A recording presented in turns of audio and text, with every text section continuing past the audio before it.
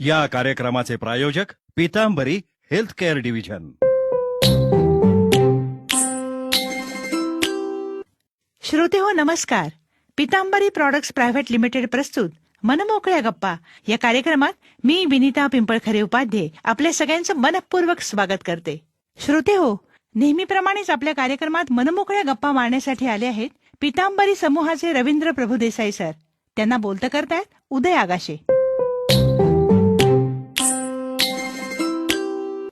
नमस्कार श्रोते हो, पीतांबरी प्रॉडक्ट्स प्रायव्हेट लिमिटेड प्रस्तुत मन मोकळ्या गप्पा या कार्यक्रमात मी उदय आगाशे आपलं मनापासून स्वागत करतो. गेल्या एका भागापासून आपण रवींद्र प्रभुदेसाई यांच्याबरोबर विविध विषयांवरच्या मनमोकळ्या गप्पा मारतोय. रवी सर नमस्कार, या कार्यक्रमात तुमचं मनापासून स्वागत. नमस्कार श्रोते हो. रवी सर, तुम्ही गेल्या वेळेला सांगितलं की तुम्ही चौकटीतले प्रभुदेसाई आणि त्यानंतर कोठारवाले प्रभुदेसाई. हा जो स्थलांतराचा काळ होता की कोकणातल्या कोकणात एका ठिकाणाहून दुसऱ्या ठिकाणी काही ठिकाणी स्थलांतर करणं, तर यामागची प्रेरणा किंवा भूमिका काय असावी तुम्हाला काय वाटतं? मला असं वाटतं जे बाबा आणि माझे आमचे मोठे काका, त्यांना दादा आम्ही म्हणायचो, तर यांच्याशी जेव्हा आमच्या गप्पा व्हायच्या त्यावेळी आम्ही त्यांना असं विचारलं एकदा की आजोबांना असं का वाटलं की तुम्ही इकडे यावत म्हणून. बरोबर. तर स्वातंत्र्य प्राप्त झालेलं होतं आणि भारतीय सरकार स्थापन झालेलं होतं. बरोबर. आणि शिक्षणाचं हे अतोनात महत्व होतं आणि आजोबा अत्यंत दूरदर्शी होते.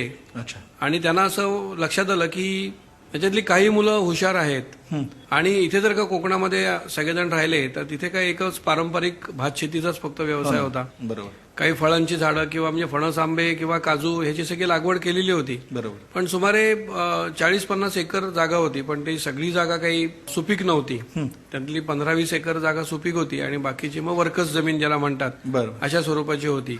आणि राजापूरला, कारण इथे 4थीपर्यंत शिक्षण होतं, तळवड्याला त्यावेळी, तर 4थीच्या पुढे शिकायचं म्हणजे राजापूरला जायला पाहिजे. बरोबर. आणि त्यावेळी राजापूर हायस्कूल ही एकमेव तालुक्यातली शाळा आणि तिथे सुद्धा जायला बैलगाडीने रात्रभर प्रवास करायला लागायचा. बापरे. म्हणजे 8 ते 10 तास बैलगाड्या गेल्या, कारण 30 किलोमीटरचं अंतर. एसट्या नव्हत्या, दळणवळणाची साधनं पण नसतील काही. नव्हती, रेल्वे नव्हती, एसटी नव्हती. बरोबर. आणि त्याच्यामुळे मग ते रात्री डबा जेवण करून बसायचं, ते पहाटे राजापूरला पोचायला व्हायचं. आणि मग तिथे सुद्धा बोरवणकर म्हणून त्यांचं घर होतं आणि त्या बोरवणकरांच्या जागेमध्ये भाड्यानी जागा घेतली होती आजोबांनी. आणि तिथे मग असं मुलं काय सगळी एका वयाची नव्हती, त्यामुळे 3-4 जण, म्हणजे चुलत बिलत मी म्हटलं तसं की साधारण 20 जणांचा गोतावळा होता मुलांचा.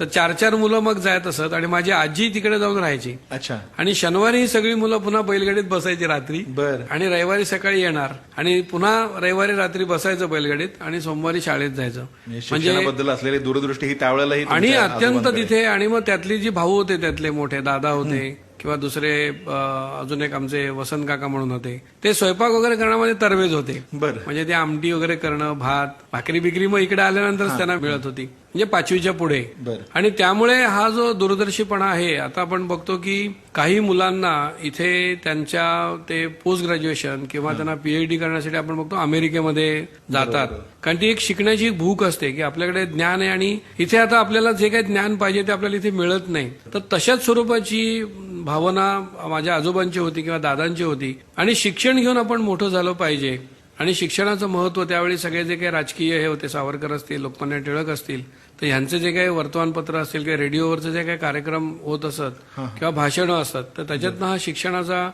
मुद्दा सगळ्यांच्या लक्षात आलेला होता.